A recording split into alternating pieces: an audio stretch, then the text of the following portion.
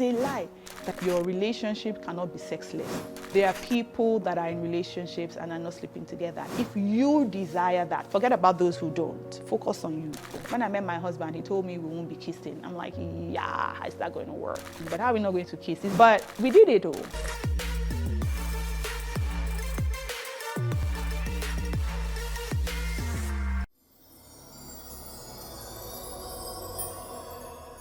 Hi, my name is Toju Oluwatoyinbo and I'm the marriage and relationship counselor you did not know you needed until you watched this video. I'm glad that you're watching. I hope you've watched my other videos. If you haven't, put them in your playlist, cue them to watch next. I'm sure you'll learn a thing or two. All right, today I want to talk about 5 lies people believe about relationships. 5 lies about relationships. I mean, there are a plethora of other things, but in the time we have, and for this video, 5 things. And the first thing I want to say is, you believe, or people believe, that a relationship is easy or a relationship is straight to the point because you have found your one, because you have found the person. And so you believe because you have your one, you have one in life. There will be no issues. Say when you found your person just gets you. Well, I'm forgetting, I'm sorry. That came from my innermost being, right? You feel my person just gets me. You know that kind of thing you hear in the movies that I don't even need to say anything. He just gets me. I don't even need to say anything. She just gets me. To be fair, there are moments like that, right? But dear, if you don't talk, you will not be gotten. And when you are not gotten, there will be basbos. There will be issues. There will be fight. Now, not even going that deep. Just know that simple fact that both of you are different. Your genders are different. Your past experiences are different. Your personal preferences, which you are entitled to, are different. It doesn't mean I'm bad. It doesn't mean you are bad. But we're different. And because we are trying to create a life together now, we have to iron things out. We have to take some detours. We have to make some compromises. We have to sit down and understand that, Auntie, is that how they do it in your house? What's the meaning of this everybody eating on the table together? What's wrong with sitting in the living room and watching TV? And the woman, for the life of her, cannot understand why you will not have family dinner at the table. Meanwhile, this other person eats from pizza boxes, wearing boxers in front of the TV. From little things like that to even more, or to even major things like finances, like spiritual things. We talk about this all the time. Even people of the same faith. So for example, I'm Pentecostal, right? In the Christian faith. It's not every Christian I can marry. I've already married. I'm married 11 years and counting, almost 12, right? So if I wasn't married, I can't, for example, say I want to marry someone who is Catholic. I'm not saying you are bad. I'm not saying you're not going to heaven. No. I'm saying our beliefs, our systems are very different. Okay, I'm not going to go into details. Don't drag it out of my mouth. I'm not going, right? Just know that there will be issues. Again, if you watch my videos about fighting fair, you know it doesn't have to degenerate into a fight. But just know that because you found the one doesn't mean there won't be issues. It's the concept of people saying, when you found your passion, you won't struggle. I get it. You have the grace, you have everything inside of you that God has given to you. You have your skill set and all. But dear, has Nigeria showed you Pepe with running generator? I was younger when a man said, what in my generator looks like diesel, but it's actually blood.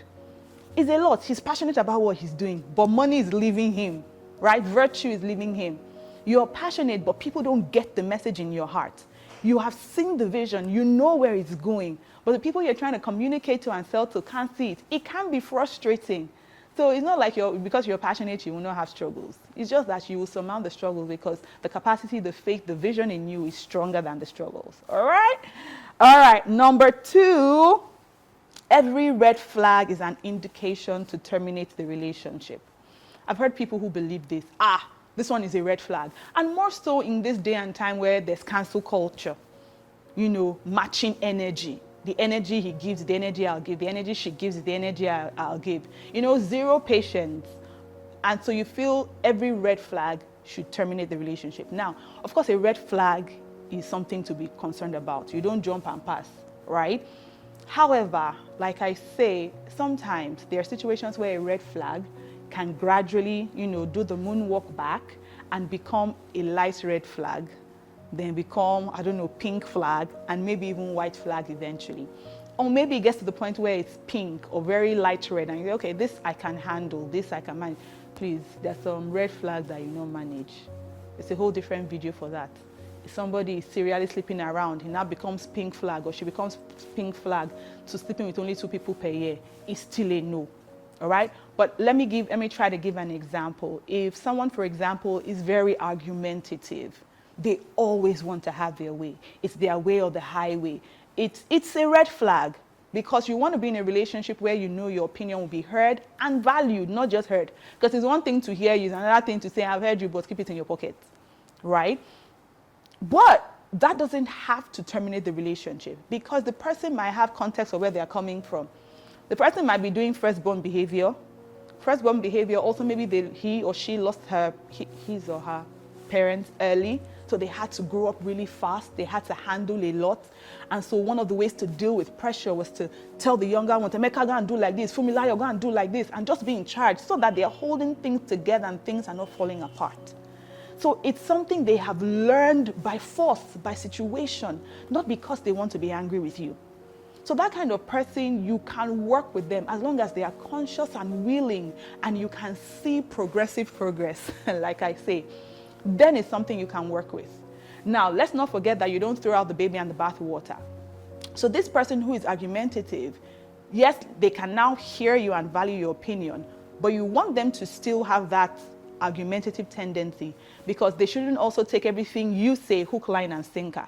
You also want someone who can have perspective and judge things and, weigh things and bring differing opinions, so that you have the best results, as opposed to just, going with the flow and going with the tide.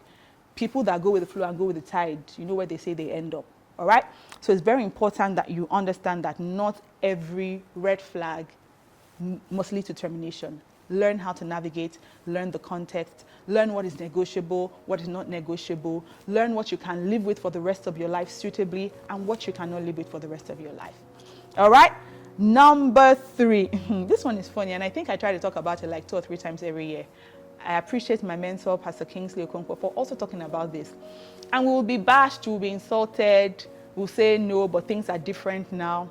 It's this belief that men and women are the same. What a man can do, a woman can do. What a woman can do, a man can do. Bruh.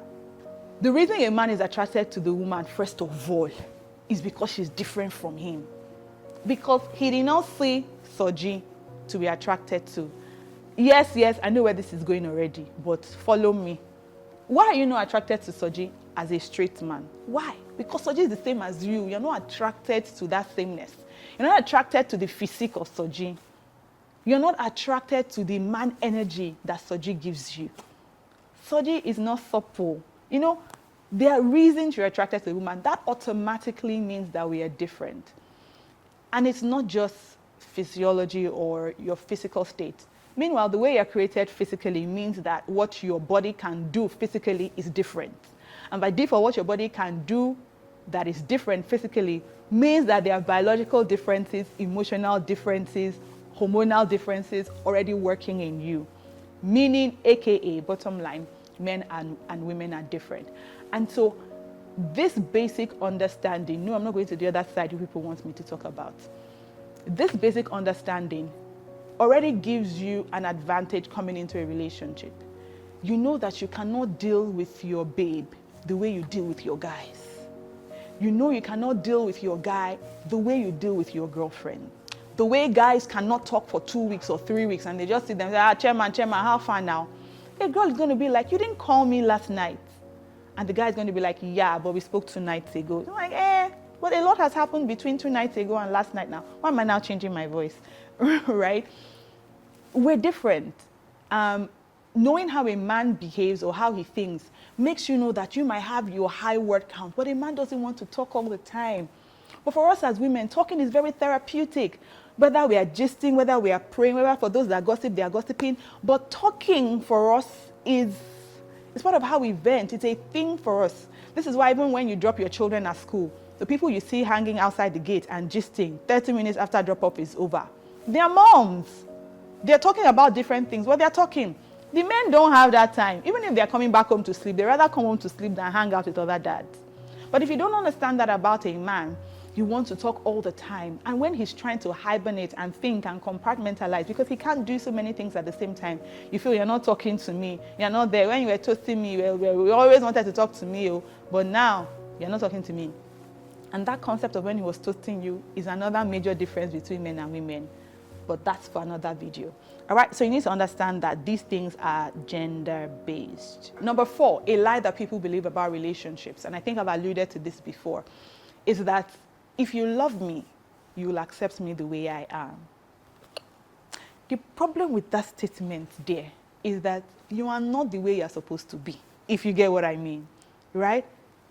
The way that we really will love you and appreciate you is the way you are really supposed to be, but you have not become that person. You haven't become that person. And I get there should be space for your spouse to accept you on your journey to becoming, okay? One of the key things about a marriage that will work, a relationship that will work, is accepting your spouse. Everybody wants to feel like they belong, like they're accepted for who they are. But you must be inching towards better, okay? Like they say, your spec has a spec. So you can't say, accept me the way I am, and I'm like, yeah, this is not where I want to be, and you're not making progress. I want to be myself, I want to be myself, but this yourself is obnoxious. This yourself procrastinates too much. This yourself has lethargy when it comes to praying. This yourself is too loud. This yourself is always updating private things in WhatsApp status and going on X. This your how I am is not cool. It's not going to make you the father of my dreams, the husband of my dreams, the partner of my dreams. So while there should be acceptance, there must be change. There must be an evolution. There must be a conscious awareness that I cannot remain like this. So it's not your spouse's fault or your partner's fault, and I use the word partner lightly because these days partner means different things. I mean your boyfriend, your girlfriend, your fiance, right? Not someone you're cohabiting with, but again, done a video on that already. They need you to make progress. Your partner, your spouse needs you to make progress, and don't just stay the way you are. I think it will be doing yourself a great disservice because like I say to people, even if you don't want to be better for this relationship, be better for yourself. Your job is going to demand better from you. Your children are going to demand better from you. God is going to demand better from you. So being okay with just okay is not okay. All right? Number 5, lies people believe about marriage. And I think, Christian, this one is your table. You believe the person you are courting now, you must marry the person. Hear me out. There was a time, if you are old enough, or shall I say young enough, because I'm young, hello, right? If you're young enough, there was a time it was very, will I say, touted in the church that when you start dating one person, you should date with marriage in mind. And so you should just date that one person and marry the person. I get the purity of that. I get the concept of that because you don't want to start dating too many people because that brings its own problems. People get fragmented when you've dated, courted, slept with, for people who are sleeping with so many people. It's difficult to make wholesome decisions, okay? However, don't get into the trap where you feel you are now with this person and you've now seen red flags. But because they have said, date one person and marry, God is not the author of confusion. So why should you not marry this person? Don't go and tie your hands and your legs and put yourself in bondage. If you have really tried your best and it's not working, it might be sad, it might be unfortunate, whatever. But like Pastor Bimbo would always say, a broken relationship, a broken courtship is better than a broken marriage. Take it from me, I say it all the time. I've been through that process of coming from a broken home and I know what it did to me for a long time. You don't want that to happen to you or your kids. All right? So the relationship must not lead to marriage. Work towards it. That's why you should shine your eyes as you're going into the relationship. And like I always say, you don't get into a relationship to get to know someone. You get to know them. Then, you settle that they are good enough to go into a relationship with. All right? Let me give you this bonus one. It's a lie that your marriage, your relationship cannot be sexless. You must not sleep with the person you are with. And I know you say, hey, does that still happen? Listen, like we say, it's just that bad news has good PR. There are people that are in relationships and are not sleeping together. If you desire that, forget about those who don't. Focus on you, right? If you desire that, surround yourself with people of like mind. It's easier to make that kind of decision when you are with like-minded people. When I met my husband, he told me we won't be kissing. I'm like, yeah, how's that going to work? I'm all for no sleeping and no touching, but how are we not going to kiss? It's the least we can do. Do you understand? But we did it all. 5 years, no, 4 years when we got engaged. That was the first time we kissed, and the next time was at the altar. It's possible. I might think I hadn't made mistakes before. I had. But when you find company that locks you into good values, take opportunity. All right, I hope you've learned a thing or two. It was nice talking to you. I hope it was nice listening to me as well. I will see you in the next video.